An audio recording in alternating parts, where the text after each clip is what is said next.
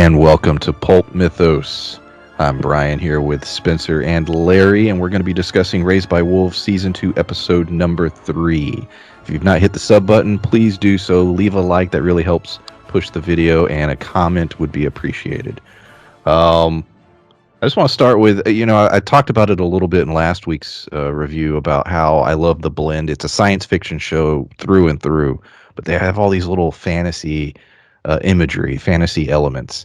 And nothing is more fantasy than a warrior scaling a mountain to slay a dragon, And we essentially have that in this episode where Mother is scaling this mountain to this giant serpent. Now she doesn't kill it. She discovers it enjoys pumpkins and they take it as a pet, but the imagery there was there, and there's a lot of that throughout this show. Yeah, I enjoy when you talk about like magic. You have the truth or whatever that you have The trust. There you go. I know it was something with the TR, but you have the trust, and you have all these. It's almost like mind games, and they're like puzzles. It feels like an RPG. There's a lot of little things, and then the whole getting the the skin to basic for Marcus to like grab the skin and be like, it traps in the heat of the sun, and I'm just like, holy shit! There's a lot of those kind of fantasy kind of elements to it that I think are, what show when we were watching Wheel of Time, how every episode felt like a session, a D&D session. Yeah. This feels like because there's a lot of offshoots of D&D that are even the board game that the video game was based off, that Cyberpunk. This feels like something like that, where you could still turn this into a role-playing game. Shit, we need to on that. Start writing some rules. There are a lot of like epic fantasy aspects to this, sci-fi fantasy, a good blend of the two, because, there's still a lot of mystery, and I'm sure it can't all be explained, scientifically, at least by the rules of their world, but because there is that lack of knowledge, because it all seems so mystical now, because it can't be explained, it does like seem magical, or like you said, or like a fantasy, but then again, I'm sure that's the point of the show, because it's saying a lot about the nature of religion and how different people form their beliefs and things and whatnot. So I'm sure that's intentional, that everybody's able to make their own interpretation of what happens, and it's what splits each of these factions. But yeah, it's very cool. Speaking of the technology, it's just like there's so many different types, and like we said, far future, because there is so many different types of technologies and so many little different mysteries. It's hard to say how long the show will go on and how different these factions will be in the end. Going back to the snake, they take it into a cave, and they're feeding it these pumpkin things, and it's very docile and just sort of chilling. And then they sort of allude to there has to be another one, or there's something else out there that did the murdering. That seems to be there's several mysteries set up in this episode, and that's one of them. There was even some talk about the timeline of when it was born, and things like that. So what are your guys' theory? Because I at this point I don't really have one as far as what killed those people. I think that there may be two different of those snake things. We made the assumption that there is multiple, not timelines necessarily, but multiple attempts to live on this planet. A lot of the other things that are there, it would lead towards, this isn't the first time a mother can't be made a mother and father and ended up there. The atheist camp, for them to show up there and be settled and everything before mother even gets there. Like, there's plenty of times where I think this planet has been used for that, which is all also the artifacts. All the artifacts. The water's acidic now. I don't think it was acidic. I think that it's become that way, maybe due to waste or overmining, kind of like Earth. But I think that what we're going to find out is that there's another snake that has inhabited this. And the reason I think that is when you look at what Marcus sees and he thinks it's Saul, and then you have the other kind of entity that's kind of playing that opposite end of the spectrum. And I think that one of the other mother's snakes that were born may have turned evil, where this one, because mother, by the time she gave birth to that one, was starting to kind of turn the opposite direction. She was kind of turning more into like a motherly hybrid as opposed to the necromancer. And I think that her snake baby is becoming more like her. But I also think when you look at, I think there was some symbolism when you look when Marcus picked up the snake skin and was talking about holding in the heat, and then he held up that big starfish and was holding it towards the sun. If you look at it too, and I don't know if that was intentional or not, but he was holding it up like a pentagram, and then he put his face inside of it, and it looked like, you know, Bethelmat. Is that how you say it? Baphomet. Yeah, Baphomet. Yeah. But that's what it looked like to me. And I was like, holy shit. So like, to me, I don't know if that was symbolizing that Saul is the bad guy or if whatever's talking to him is the bad, like, I don't know, but it seems to feel like there's a lot of little sneaky symbolism hidden throughout this. And hopefully by the end of the season, we at least get a couple answers, because I have a lot of theories, but it's based off of little breadcrumbs that are left. Well, yeah, and that may have been, in fact, symbolic of, in this mythology that they're weaving, that Marcus isn't playing the role that even he thinks he's playing, that, perhaps he's the devil in this scenario, or he's the deceiver. As far as what's been, what's been eating those people, I'm not sure if it's a bigger snake, and it could well be, because something, like you said, spurred Mother on to produce a snake and to recreate it. It could be a bigger snake, or it could be whatever's sending that signal. I mean, but heck, that snake could be the thing that is sending a signal, or it could be those things that looked like snorks last season that were in the Rubik's cubes, for all we know. Yeah. It could be the snorks. It's the acid snorks. This episode focused a lot. There were 3 primary sort of sequences for the character father, and all very interesting and very important. The first one being his battle with Marcus. Marcus able to defeat him. Clearly stuff happening with Marcus's face. Marcus had ingested the eyes last season, so he's clearly stronger than a regular human now. The second thing being the android skeleton that father found, and now he's basically giving it blood and nourishment so that it can become what it was. And then finally, the most badass, just shocking sequence of father in a Mad Max style Thunderdome battle with a chainsaw wielding droid, and really cool sequence. Also ended that him bonding more with Hunter, which I really enjoyed. I threw a lot out there, but it's sort of the arc of father throughout the episode. So yeah, just thoughts on all 3 of those scenarios, because all 3 I think are important to a degree.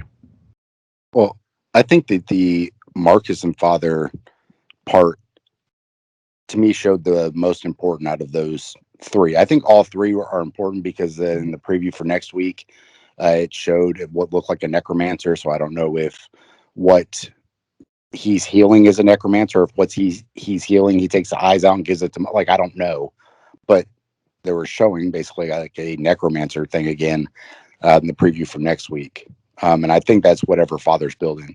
So I think what he's building is super important, but I am curious as to what it is. I think the battle at the end with the Thunderdome chainsaw Ash cyborg or whatever that was just a very cool shot. Billy. And Yeah. And like you said, the bonding with Hunter, I think, is very important going forward, because there seems to be some division between the children. Hunter is very persuasive. In the past, he was one that got a lot of them on his side before. So I think him bonding with father is very important to the story. And father, I should have noted it. The first time that he somewhat respected Hunter's religion, and Yeah. that, what I mean? Like, he was going to give up his little medallion that, is important to him, and father was like, no, he knew that was important to him. So that was a sort of an evolution of their relationship. Well, and I think that goes to what I was going to say with Marcus. You look at the evolution of Father. Each time he's come back, he's become more like Mother, where he's evolving towards less of his just father role and more of a human android hybrid. Whereas Marcus seems to be going the opposite direction, where he is becoming more android, uh, like the things he hates, and he's becoming faster, stronger, uh, more calculating and everything. So not just the military kind of deceiving part, because he was a criminal that boarded a ship and deceived everybody, but I think that he is changing more towards the bad side. And to me, this is showing once again that this may have happened before, because when you look at the possibility of multiple snakes, if the other one's bad, it may have been a situation like this where the instead of going the good route where they kind of go that direction, perhaps the mother went more of the bad android direction instead of the motherly android direction, whereas Marcus is heading towards that bad control, we are better than everybody else kind of, like you said, Larry, he is the deceiver. He is the one kind of pulling that role right now. Yeah, and I never thought of because I was wondering what the deal with the android was. It's like it's gold, and I guess because of the time between seasons, my brain didn't put two and two together on this one, and go like, well, what's the only other type of gold android? The necromancers, like y'all were saying. So it's a very real possibility that like you said, that Father is helping a necromancer come back to life. Maybe another civilization's necromancer, and we're likely to get some answers from that, or even another set of necromancer eyes, or or even another party of some kind, besides the other two factions other factions that we're seeing form here. We may see something that serves whatever's sending out that signal, and maybe there's a serpent like the current serpent, or maybe the current serpent that they have is their only chance of fighting this other necromancer. Like, and if that's the case, then maybe it's kind of weird to me that Father didn't put that together too. Like, wait a minute, this thing is gold and has these specs, and the Mithrakes got their necromancer technology from hearing the voice of Saul, quote unquote. That kind of feeds into our theory that they were receiving a transmission from this world that told them to make those things, which aids in them repeating the cycle. I think there's definitely something to a cycle being repeated. 100%. I agree with both of you on that. A very interesting relationship is forming between Campion and Vril, the android girl. So Paul Campion go to her base, or Marcus's base, and they hang out there for a little bit and have fun. And he plays with the little hook shot thing, which I thought was cool. Developing a little bond with her. There was an interesting line of dialogue though that I caught where she references the injury she sustained when her mother broke her neck, and then she says that's restricted. And I was like, was that a memory of the real daughter? Like, was that something like what is that about? Like, you know what I mean? Like, I was like, I think there's something to that. I think there's still more to that character's Decima is her name, the mother backstory that we don't know. A lot, we found that with Lucius when Lucius refused to join Marcus. We know Lucius's father was a traitor or did bad things, and he was trying to redeem the family name or whatever. We find a lot of these people have shady ass backgrounds when you dig into them. But very curious about Vril and her mother at this point. Yeah, there's definitely some sort of dark secret there with Decima, because like you said, the whole thing about breaking her neck, whether it's the daughter or the actual android, the androids are so human that it still says that there's a very, very dark part of her, that she would just snap and break her neck, that she has a temper, because which is like, so far we've seen her be seemingly a very sweet, sort of caring person, and I imagine we're going to see her the other side of her, and probably gradually. They're not going to pull a Game of Thrones and she's evil out of nowhere. I don't know.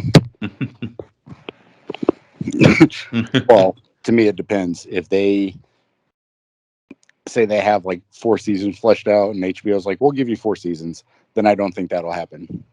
As long as if they have a predetermined set number of episodes, then yeah, I think that it won't end like that. Yeah. You mean if they say I have a 5-season outline and they're like, do it in 2? Yes, then I think that something like that could happen. And then you would question why, and they'd be like, "We just didn't get to that because in season 3.5, that's when that changes." And then it would all be explained, but they didn't give that to us. Yeah, we only had so many, and then we got contracted to do a Star Wars. Yeah, we love you, HBO, and we all plan on watching your new Game of Thrones show, but you did drop the ball on the last one, on the record. Well, I think D&D dropped the ball on that last one. Yeah, but HBO let them. But yeah, it was them. Well, they could have been like, "Hey, you guys don't own the rights to this show. We're just going to hire somebody else." Yep. Or they could have just been. They could have dropped back into producer roles, let someone else do the show running in a bigger role. We could talk. We could do a whole show on this. We definitely could. But well, sorry to interrupt. Go ahead. I don't remember. Now that's stuck in my head. That's okay. The trust. Now, this scene, I've got a lot of questions, and I really, really want to get into this. Then this goes back to the last 2 episodes. So the trust wants to talk to Paul and brings him in a room, and he has a little conversation, offers him a little mouse pet back, and basically he's like, "Have you seen Marcus? Do you want Marcus dead?" And then it's just like, "Look, we're going to search for Marcus. We're going to kill him. We're going to do what it is you want us to do." I have a lot of questions about the trust. What does the trust know? Why would it pull Paul in that moment? Why would it assume he's seen Marcus? We know he did when he was escaping the Marcus's lair. We know he knows where Marcus is. How does the trust know this?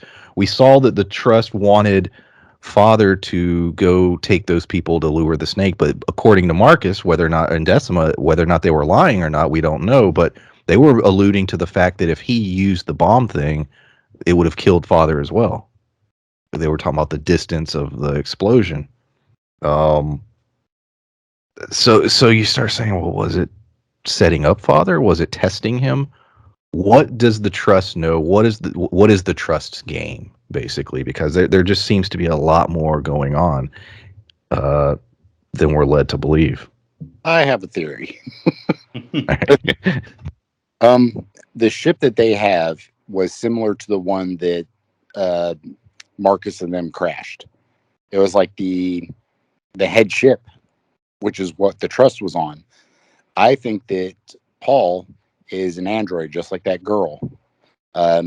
She's younger and everything, because Campion and him, they're found at the same time, and everybody hits puberty at different ages. Like, it's not a big deal, but Campion seems to be aging and getting bigger. You look at some of the other kids that are aging and getting bigger, but they show that Paul still very much acts like a kid. Like, he's still very much a childlike. He's obsessed about his mouse and all this stuff. But I think that Paul doesn't know that he's android. And I think that that's how the trust is able to keep track of him, be able to do those things, because I think that he's the one that's been manipulating Paul this whole time, the trust.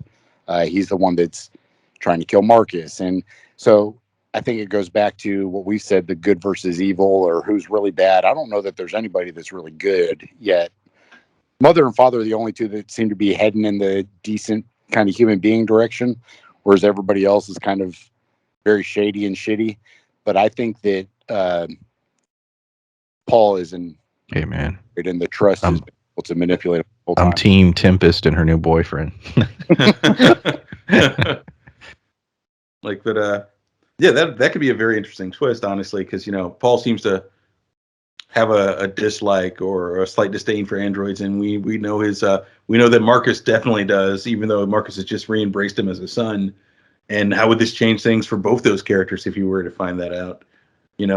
That said, and that's possible, but the way I think it found out, I think they still had, because you remember Tempest told them to throw away the the little job cubes not cubes, the little job spears that they give them all. And she said, they can track you with this. They didn't know that until Tempest said it. And prior to Tempest saying that, they went to the cave where Marcus is at. So I feel like before the Trust even knew, it asked him just to figure out whether or not it could trust Paul. Because to see what side, just to sort of read him and to read his actions. And I think giving him Mouse back was only so that Paul wouldn't know that the Trust knew that he was lying. I was thinking too, because remember in that cave, they have the other android. So maybe not Paul they're tracking, maybe they're tracking the other android. That's possible too. That's possible too. Yeah. I just thought about that. I was like, well, shit, there is one already there. I still think Paul is one, but I think or they could be tracking both, to be honest. The android, they could have already known because of the android, and they could also know because Paul and Campion showed up, and it's figure and it's was giving them a chance to come clean, partially because under normal circumstances, I don't feel like the Trust would spare them, but I think it wants to in order to appease Mother, so it was giving Paul one more chance. Yeah, I think it knows. It definitely has a read on Mother's commitment to the kids and doesn't probably want to screw that up. But yeah, I have a lot of, the Trust has done several things that has got me scratching my head because I can't quite figure out what its angle is completely. So Marcus's group expanded. I brought it up earlier. Everyone of the Mithraic people that were being held captive and used as bait by Father were joined Marcus, with the exception of Lucius. Which that's interesting. I'm curious to see how where that goes. But Marcus, within one episode, has grown his flock quite a bit. That's going to play a role, as we go forward. We were questioning that last week. How quickly is he's going to grow his crew? I'm still think there's more to that cave with that symbol. I think there's something's going to happen within that cave or with his group really soon that's going to push the story in a different direction. Just thoughts on the expansion of his group and Marcus's, holy quest or unholy quest, possibly. I'm hoping, and like I said, it's hard to tell which direction the characters are being driven at this point, but I do think that, like you said, the cave is very much a hint towards something else, and whether it's good, bad, I think the cave itself is going to be a big key to unlocking some mysteries being solved as far as the past and how many times they've done this. I also think that Marcus growing his flock very quickly it's just showing that these people have technology. They have a lot of things, but when you're on a new planet, I just think of when people first started inhabiting Earth. It's scary. You need explanations for why things are happening and stuff. So Marcus giving these people explanations through religion as to why these snakes are around, why these things are doing this, why the Trust is trying to manipulate them. He's going to map the Trust out to be their Satan or their devil. And I think that it's going to be very easy to get people on board with this because they're not happy. And I think it's going to be very easy to convince a lot of people to join his side. Well, yeah, because, they were and they view things very much through the lens of the Mithraic faith and everything. And Marcus is fit the mold of the Savior as outlined in their faith and everything for a while now. And then they found out he was an atheist, but he still fits, and they didn't like that. And, they rejected him and left him for dead and everything. And the minute they did that, they were enslaved and forced into labor. And then Marcus comes back and saves them again, So from their point of view, it's almost as if, they rejected what their, the Savior, their God sent for them. And then he punished them. And then he came back to give them one more chance to join the flock, So he's very much fitting that. That said, we haven't had any scenes where Marcus hears the voice. Heck, we haven't had any scenes where anybody hears, those voices in their head anymore, even though the assumption is potentially that if anyone is, Paul is right now, which is why he's so much of a zealot. But what I'm thinking is going on here is because of the radiation from them, and whatever the nanites or whatever they are that are giving Marcus the power from those android eyes. It's blocking whatever signal would normally be sent to him. So I think he's kind of making his own thing, which is part of why he's being framed as the devil, because there is a Mithraic religion, and those symbols do exist, and they've existed time and time again, and the cycle's been done again and again and again. But the pattern probably follows whatever creature or thing is sending that signal, however they set the pattern, and that's usually how it goes. But Marcus probably can't even hear its voice anymore because he ate those android eyes, and he's doing his own thing. Yeah. What a sentence. I was thinking about it when I said it. Yeah, I was like, that is the craziest thing on earth. They'd lock me up if they heard me saying this shit on the street. He ate them android eyes. He ate them android eyes, and now he can't hear the voice of God. He can't hear the transmission no more. Yeah, that's great. But that's a hell of a. I like that theory that he's no longer receiving the directed message by whatever this is. He's doing his own thing. So in a way, he is sort of playing a Luciferian role of doing his own thing. I like that. I'm very curious to where that goes. There's so many characters that have so many really interesting storylines, and it's just very fun watching how they all weave in. And then on that note, the ending being Campion, Paul, and Holly go to Marcus, and wow, it's like, okay, what's gonna happen next?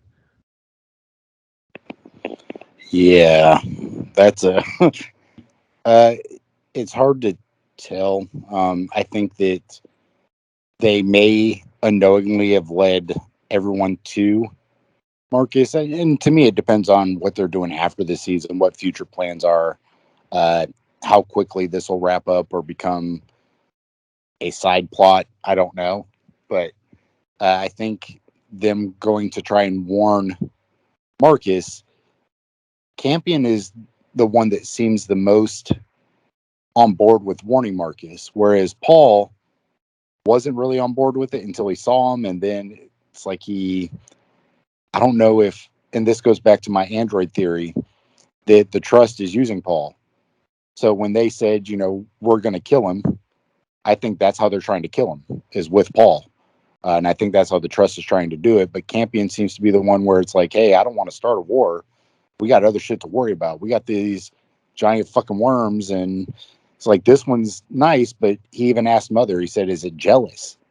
So he's wary of the big snake thing. So I think Campion is the one that's trying to be like, look, we need everybody we can to survive on this planet, whereas Paul, I think, is being used to kill Marcus. And I think you're right, but I think it may involve the trust, and if it does, this goes into an even deeper theory here. But I think Paul's going to kill Marcus, at the request of whatever's sending that transmission, because Paul is a strict adherent to the Mithraic faith by the book, and Marcus is trying to make a new thing, and Paul has that hairpin that he stabbed his mother with and everything, and I think Paul's going to stab him the same way, might slice his throat or something. But if it is coming from the trust, that's a possibility, because like you said, the trust was a creation of Campion Sturgis, and he used a Mithraic ship. It was a Mithraic ship that he put the trust on, and just like we saw with Mother, who was influenced by going into that pod from another Mithraic ship.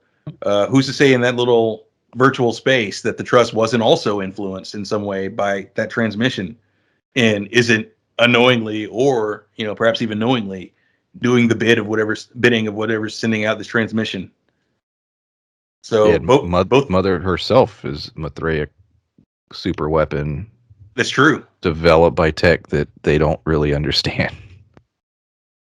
Yeah. So absolutely, so they may all be doing, unknowingly be doing the will of this thing, with likely the exception of Marcus. It's funny because the line from last week where Campion is like, because she's like, oh, don't believe in that stuff. He's like, look, I'm not. He's basically, I'm not loyal to this stuff. I'm just saying there's some shit going on. Like Campion's like, I'm not devoted to any of this. I'm just saying you can't ignore what we're seeing. There's something going on over there. And where you're right, Paul is devoted. He is 100% devoted to the cause, and Marcus is sort of a free thinking hippie version of, hey guys, let's hang out on this acid coast and just chill. I'm getting some very Jonestown's vibes. They dude, absolutely. Well, now he's got his new bride, and yeah, we'll see how that goes. He's got his new bride, and his son has returned. So he's like, son, we got a robot daughter. Like, so he thinks, he's like, yeah, I'm doing Saul's will here. Everything's going right for me. My flock has come back. My son's back. I prayed for a new wife, and I got one. Got this sweet ass snakeskin armor I'm about to make. But yeah, solid episode. I love that we only got one. It was just enough to digest and think about and analyze. Very much excited for the remainder of the season. We know it's a shorter season. I think there's only 3 episodes left, but if the storytelling stays on course, I'm completely happy with that. Hopefully it gets picked up for a 3rd season immediately. I don't have anything else regarding this episode, so is there anything else you guys want to discuss? Not that I can think of. It's just like this narrative is so complex. Look at all the theories we just wove here. The number of things that could be happening in this show. Well, and to me, the best part is I don't feel they're convoluted.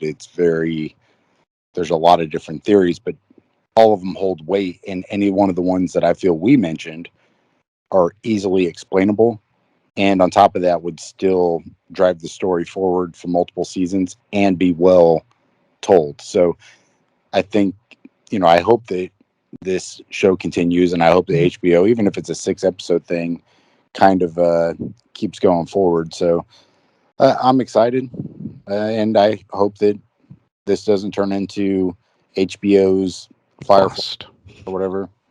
Oh, it gets canceled. Yeah. I thought you were gonna say Lost. Oh God, that's way worse. It's funny. I was thinking, is this show better from us as a science fiction series, better than Westworld? And it might be. And I'm not trying to take anything. I enjoy Westworld. I think Westworld season 1 was perfect. I think it's a masterpiece. I think things get a little crazy in 2, and I felt they rebounded in 3. But this show, as of this recording, has had no misses for me. It has been perfect so far for its run. So as far as on-air science fiction shows, this might arguably be, for me at least, the best one running right now. Yes. I gotta agree with that.